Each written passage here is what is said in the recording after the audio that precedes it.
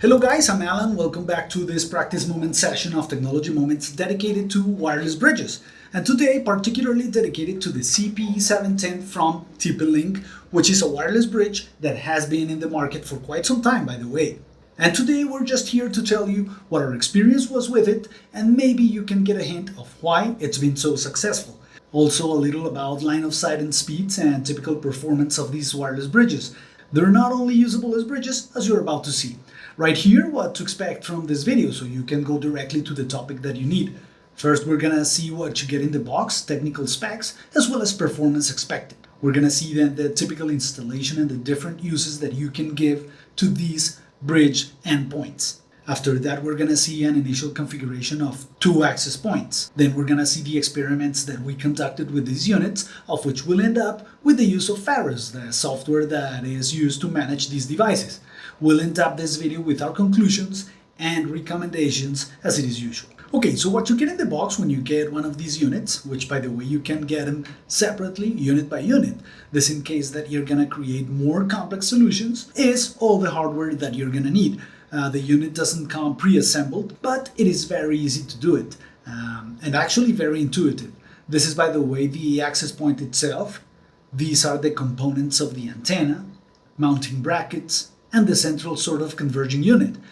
You will also get the passive power over Ethernet injector, very useful for these scenarios in which solar-powered solutions may also be necessary. You will get the user's guide that in a very simple way shows you how to assemble the unit, where to locate it, how to connect it, and how to access its graphical user interface. This is how the assembly is done.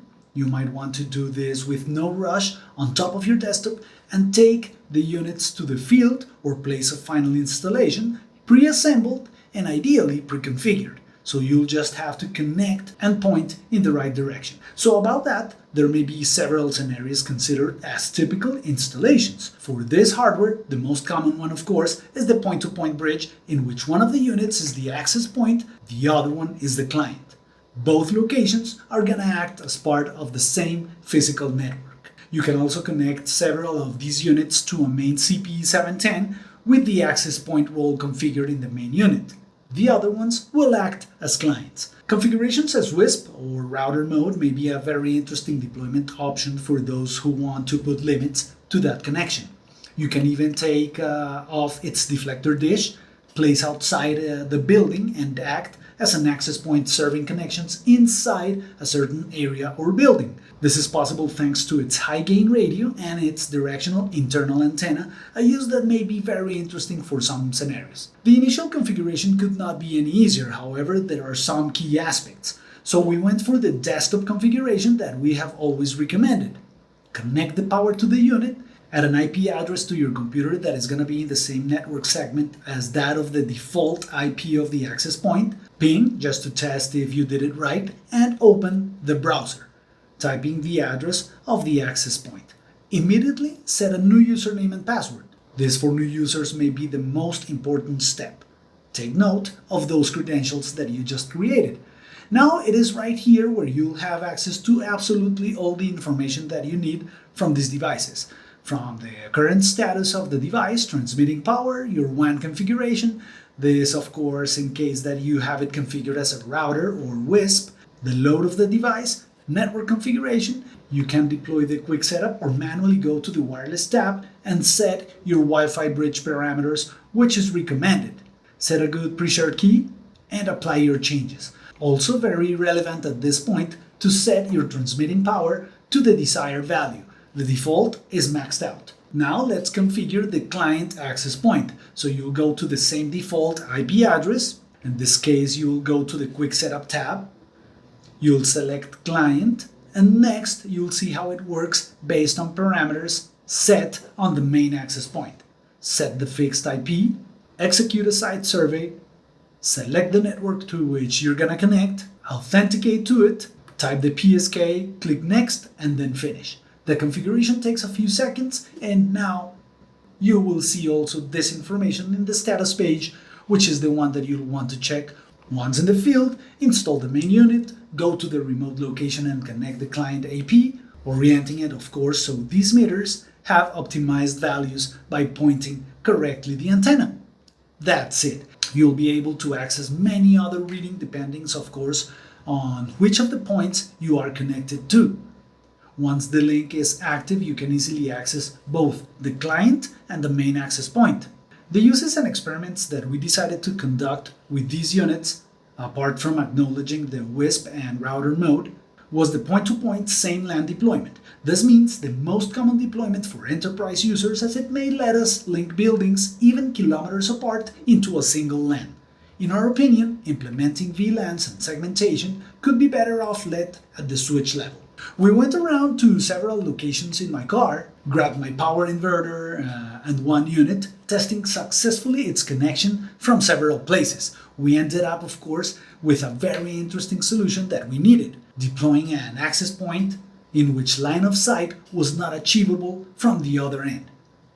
We were trying to link the apartment in the 5th floor of this building and a house that is not visible from that apartment, of course. We also tried the same with the EAP211, of which we invite you to watch our video about it, and very interesting findings too. This is what you see from the house, and this is what you see from the apartment. The only way that we could have line of sight was, of course, if we installed it from the 8th floor and up, not an option for us. It's not only behind those trees, there is another line of trees. The distance is about half a mile, a little over 800 meters. Even though it is stated everywhere that line of sight is mandatory, even with the Omada EAP211, a solution for only 1 kilometer, we were able to test that at closer distances that was not completely necessary. So we went ahead and installed our pre-configured units, one here and the other one right here. Link came up immediately with little to no problem, even though we could expect these speeds.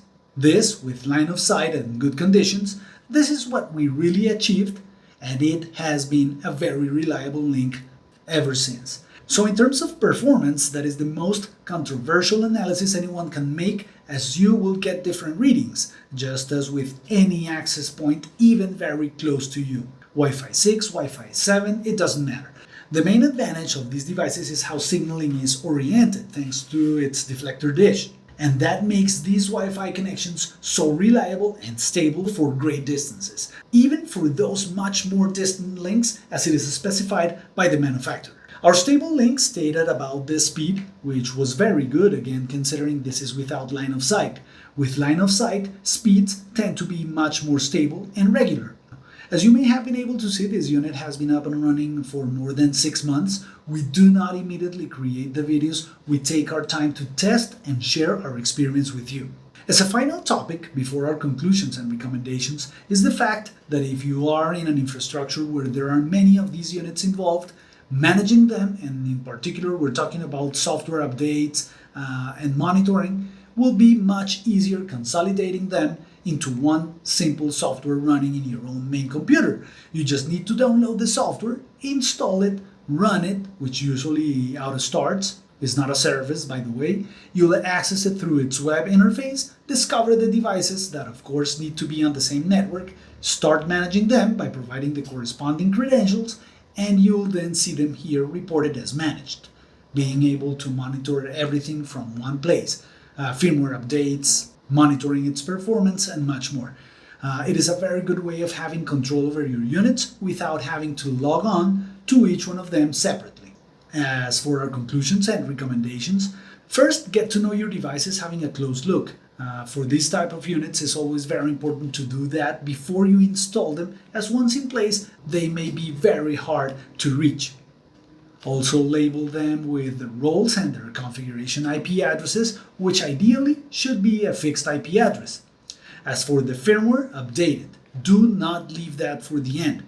And the most important aspect, having outdoor devices in your premises that may be exposed to electric discharges, protect them. I have seen equipment destroyed by lightning, so additional hardware is never an extra measure.